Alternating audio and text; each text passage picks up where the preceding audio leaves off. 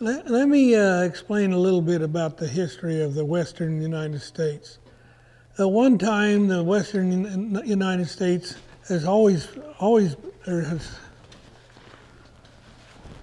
Western United States has been grazed by either cattle or sheep, basically all of the Western United States. So there was preemptive rights created by beneficial use over basically all the Western United States. Now, all of these Western United States lands have now been disposed of by the federal government and made states. And these ranchers have evolved on into the statehood part where now they are property right owners within the state.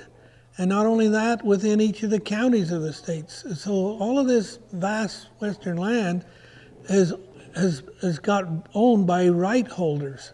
It's not that they own the land, they own the rights to graze their cattle there and own the water and the forage rights, access rights, range improvements rights. Now these are the things the rancher has established. Now how do we get to the point that the federal government claims they own, like, I don't know, 60-70% of the Western lands? You know, that's sort of hard for people to understand. But I understand that before 1934, the federal government had nothing to do with these lands. They were basically state lands after they've been disposed of and made a state. Congress lost all of their congressional jurisdiction authority over these lands. But in 1934, they were all this vast grazing going on, and that none of the ranchers had boundaries. There were no boundaries. There was no place to show where their property lines were. And there was things like range wars going on.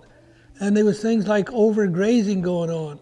And so in 1930, there was a federal act, which was called the Taylor Grazing Act. And basically what was happening there is the federal government was going to give a service to the rancher. And what that service was is it's going to adjudicate their preemptive rights. Their property rights are going to be adjudicated by sort of federal law. And I look at this thing as being actually constitutional because it was an interstate problem. It wasn't just a one state problem or one area. It was an interstate problem all over the Western United States. So what happens here is the rancher basically contracts with the federal government to create this adjudication. That means the property lines. The federal government had three things they're supposed to do. One was they're supposed to monitor the adjudication operation. Two, they're supposed to survey the land. And three, they're supposed to keep records of what happened. Now the federal government wasn't the judge. The state was not the judge, and neither was the county courts or government the judge. The judges were created by a board of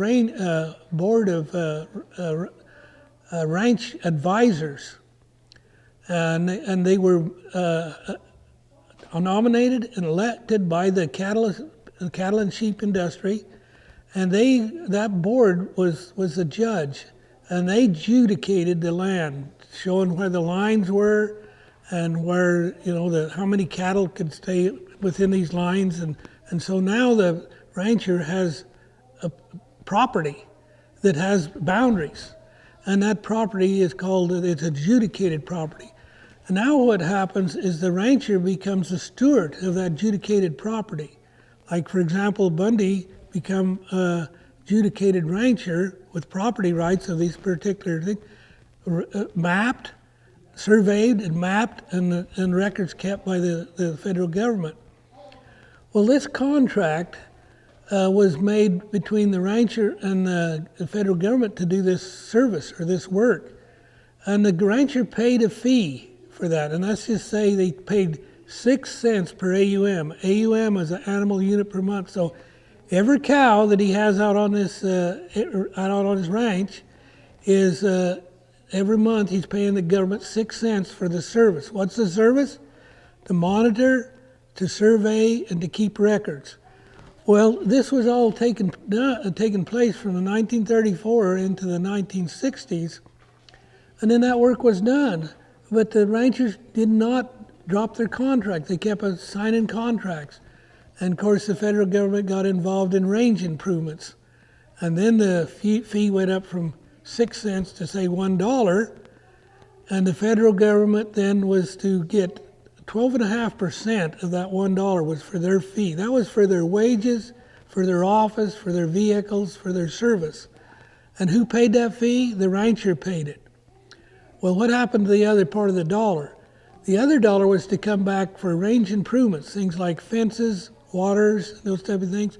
And so who's paying for the service? The rancher's paying for the service, the BLM. Now it's called BLM instead of tailored grazing. And now we're getting into range improvements. So those range improvements, who's paying for them? The rancher pays for them through his grazing fees. That money's supposed to come back on the ranch as improvements. Well, what's happened is now we're getting into the 1970s, let's say. And then we start getting into moldable use. That's when FLTMA is in 1976, the act of FLTMA. Now the people of the United States or the federal government, however you want to put it, is saying, well, this land is to be moldable use, not just for grazing or mining. Now it's moldable use. That's where the environmentalists and all of these things get involved. Well, what happens there is, remember, the ranchers are still paying for the service. But now their service is for moldable use, and non-ranching entities are getting involved here. Well, one of the things they need is more money to pay their wages. The bureaucracy is growing now. And so they go to the federal government, and the federal government, out of their general funds, starts paying for this bureaucracy to grow. And when they do that, from that time until now, the bureaucracy has grown from 1 or 2 men in a district office to several hundred men in a district office. And basically the bureaucracy has taken total power. Well, the question comes back, well, how come they can say they own, say, 65% of the land in the West? They don't own that land. It was all disposed of. It's all state land.